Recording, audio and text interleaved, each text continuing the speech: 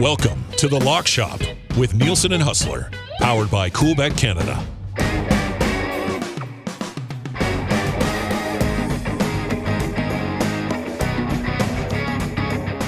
What's going on, everybody? Happy Wednesday and welcome inside the Lock Shop. Dusty and Hus back with you once again. If you are listening to the podcast, make sure you give us a 5-star rating. That would go a long way. And if you're watching, whether on YouTube or on the Twitter stream, live or archived, make sure you subscribe to the podcast. Just search Lock Shop on all your podcasting platforms. As always, brought to you by our great partners over at Coolbet. Hus, what's up, buddy? How you doing, man? I'm doing well. Nice little short week, back from a great fishing trip on the weekend. Another winner for the Lock Shop partner parlay in the CFL. That's 2 of the last 3 weeks. Celebrate your wins. That was the thing of beauty. So feeling good right now. Really looking forward to tomorrow's show.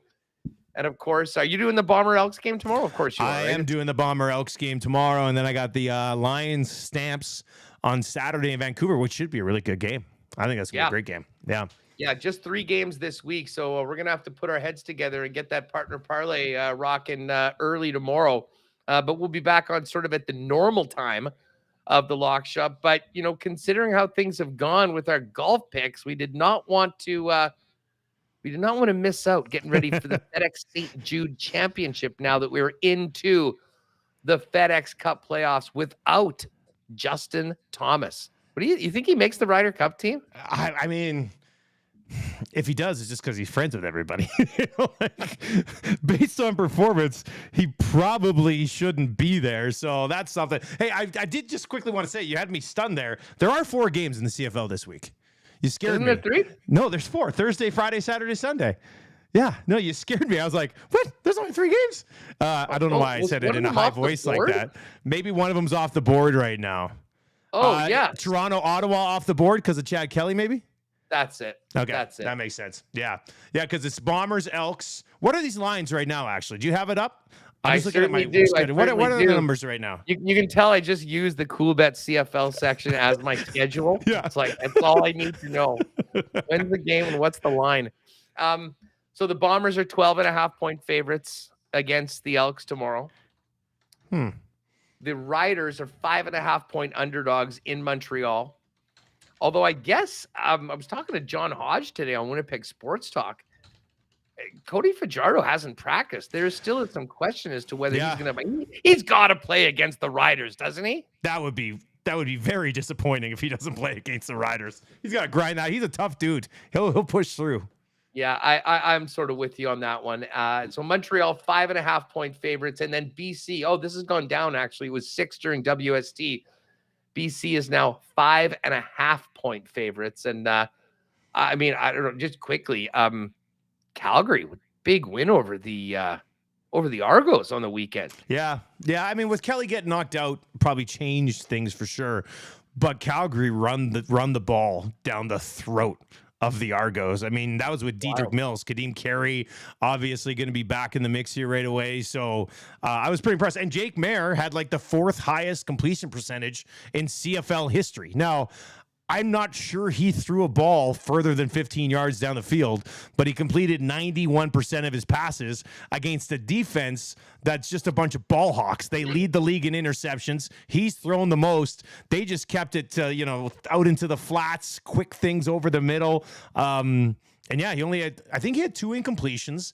One of them was a straight up drop, and the other one was he was kind of running out of bounds and sort of just dumped it off and over. So, I mean, outside of that, he was pretty good. It looked like a recipe for success for the Stamps. Like, run the ball extremely well and just pick up short yardage through the air. It worked. It's funny you mentioned that, because Mayer, and again, this is just off the top of my head, but Mayer made his first start for Calgary here in Winnipeg against the Bombers. And I want to say it was a couple seasons ago. Well, I guess a couple seasons ago was the lost season. Maybe it was the year before. Anyway, he very quietly, in the first half of his first start, I think went 22 of 23 or something like that. He basically was perfect for he might have had incompletion on I remember what you're talking about. I don't know if I did that game, but I think I might have. You might have. I mean, you do a lot of he started with a 300-yard game. Yeah, in and his I first mean, game, just no incompletions. I mean, the first half was literally perfect, and that was a real tight game for the Bombers. Although I believe they did pull it out. Well, they did because the Bombers hadn't lost at home to a Western Division team since 2018 before BC rolled in. And just quickly, how about that ass kicking by the Winnipeg Blue Bombers on Thursday night? 50 burger against the number one defense in the league. The under and the Lions plus the points. But when they came out and went deep right away on like the third play of the game and got it, and then the very next time they got the ball, they hit it again. I was just like, holy smokes. Like the BC Lions defense isn't a joke. Like I don't think they're a fraud because they've been exposed by the Bombers now. I just think the Bombers executed that game plan perfectly. That was impressive. I was stunned. Zach started 3 for 3 for 163 yards and 2 touchdowns. That was something else.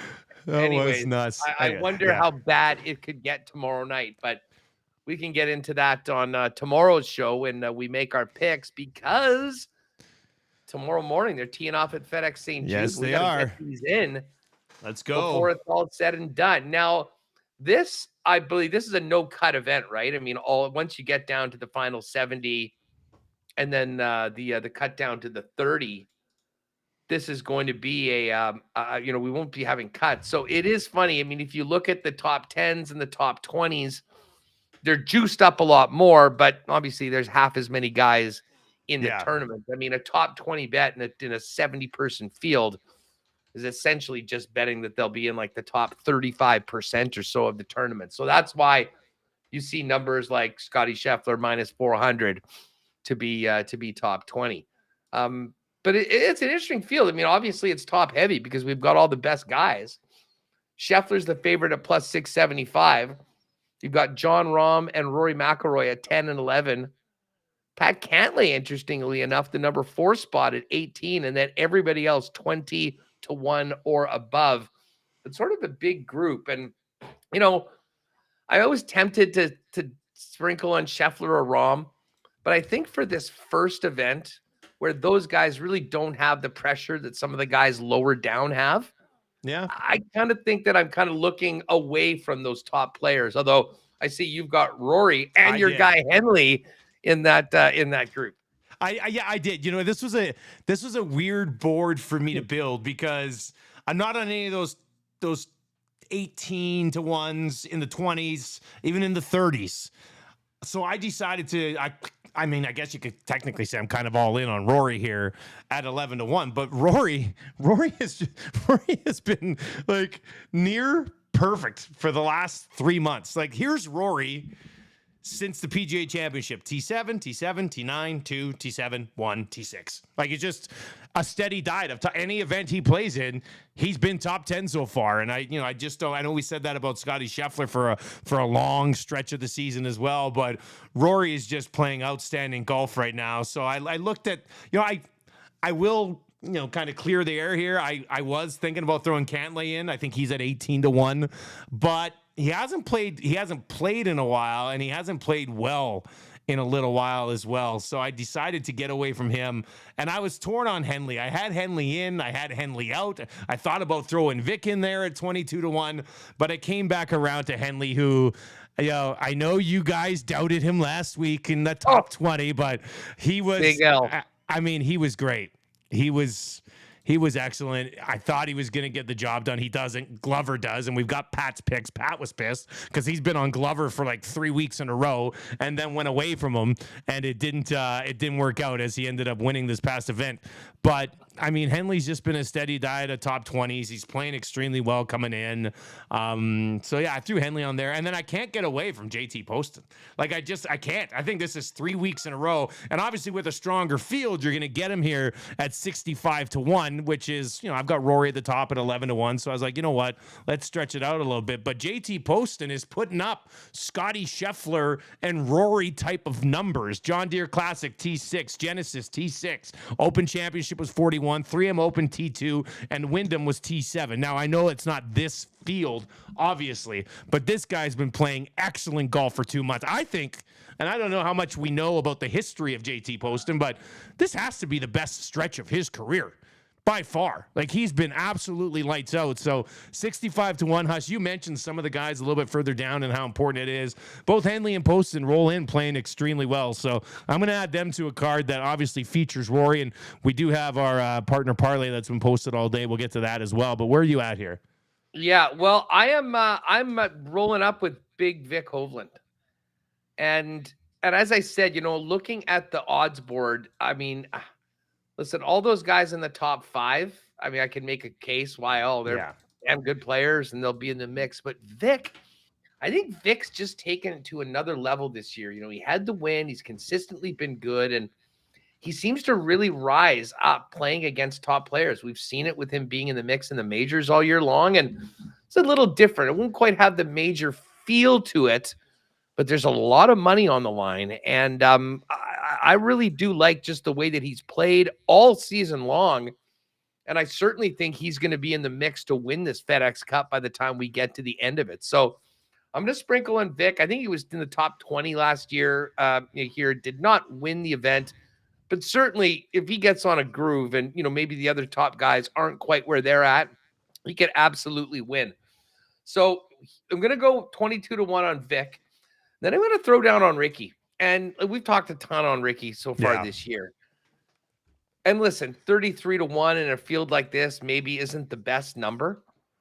But I just feel like that win that he had, the Rocket Mortgage, just he was already playing as well as maybe anybody consistently week after week after week on tour. And I think that win just took so much pressure off of him that going into an event like this and the FedEx Cup playoffs, he absolutely feels he belongs. I think he feels as confident as he had in a long, long time. And he is the sort of guy that can get on a bit of a heater and go toe-to-toe with anybody in the world. So, listen, I just feel like there's some good vibes with Ricky. The mojo is good. He's in a great spot right now. I mean, looking to be back in the Ryder Cup. So Ricky at 33-1. And then I'm going to roll with Tony Finau. Tony's another guy that in the past couple of years has really stepped up his game. No matter what had happened late in the season, come playoffs time. He had T5 here last year before, I think he was T20, but then went on and won the Northern Trust, the next event. So 40-1. As I say, this is a hard tournament to really bet or predict because of how good everybody is.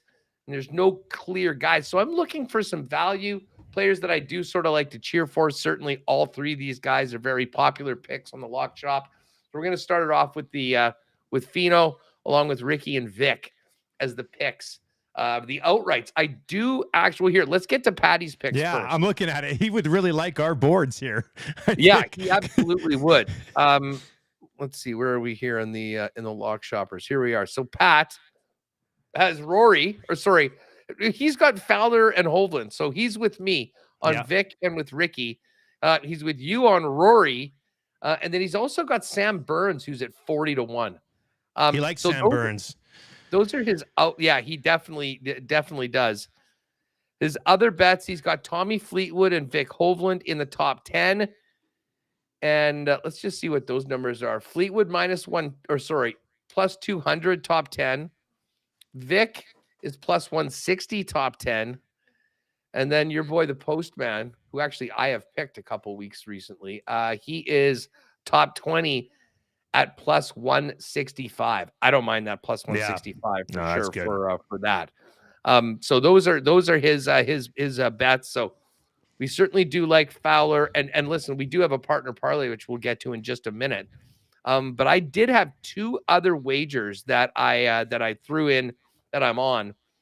First of all, Ricky, a top 20 at minus 110. I mean, I'm going to obviously go for the outright here.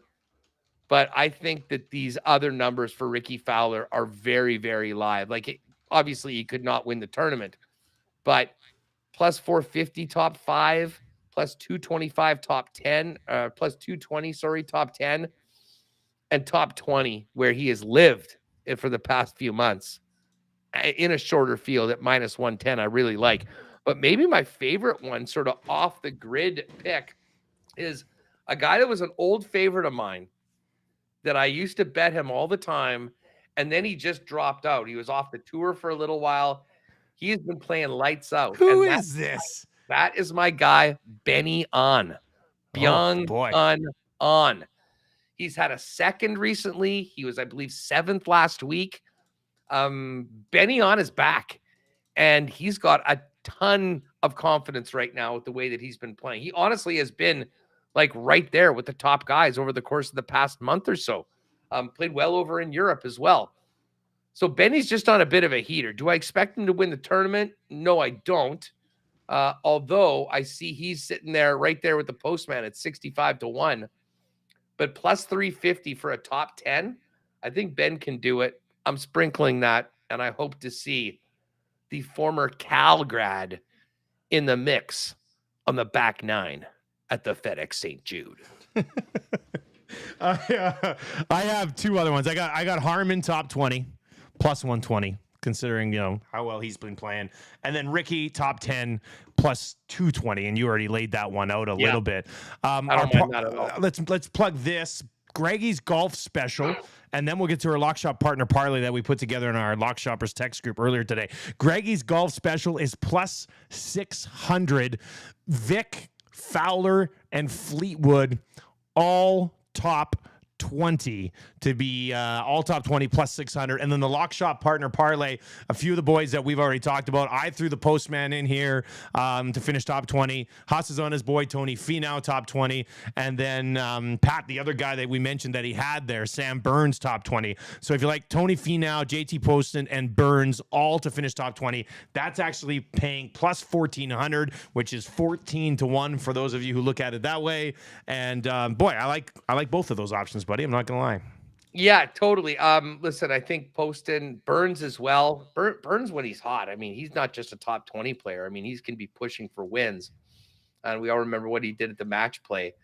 And listen, I mean, Fleetwood, listen, I love Hovland, I love Fowler. Fleetwood could go either way, but I will ride with Pat at the plus 600. We'll put a little sprinkle in the partner parlay, and hopefully can get the golf partner parlay to be as red hot as the CFL partner parlay that's going to drop tomorrow on the program. If we can go 3 of 4 with these like plus 650, plus 7, plus 800 parlays, that's making up your whole CFL season right there. If we bang out a couple more of those, and like we said, we'll see what happens on that line on hopefully they get the lineup by tomorrow for that Toronto game.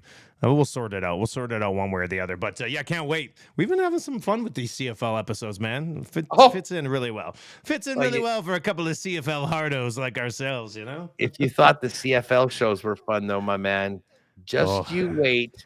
It's almost until time. A few weeks when we are getting ready to go. Have you planned all your fantasy drafts and everything yet? I mean, the schedule's filling up. I'm so damn busy building the Edmonton sports talk stuff that I'm like, I haven't been mocking near as much. I know I've got a bunch of drafts. I've got some keeper deadlines this week I gotta get to. We were at, my wife and I, we stayed in Vancouver last night, no kids. So we were like, oh, we'll be able to sleep in. It'll be great today. And she was sleeping in.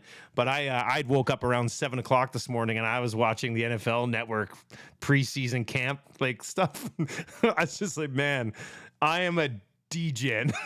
But it was good. It got me excited, man. Pretty soon we'll be banging out lots of NFL content. Hey, you're a morning, you're an AM nasty. I mean, 7 o'clock, that's like noon for a regular person. Yeah, it is. You're right. That's true. So I was ready to go. But that'll do it for today's episode of The Lock Shop. Remember, we're doing a little bit later on Wednesday. So if you're listening or watching this, bang those bets out tonight because the event begins tomorrow. Go to the exclusive section. That's where you'll find the Lock Shop partner parlay and Greggy's golf special as well. And we'll be back with full-blown Week 10 CFL preview tomorrow.